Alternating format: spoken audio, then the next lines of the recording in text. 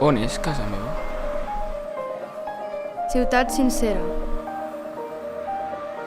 El meu mar. Aquí no tenim por de les paraules. I volem construir aquest futur junts. De casa en casa. Que aquest petit projecte que volem fer Ha de tenir teulada. Y terrados, comedores, cocinas. de tots per a tots. No tendremos los miles de euros que nos piden, pero tenemos las ideas.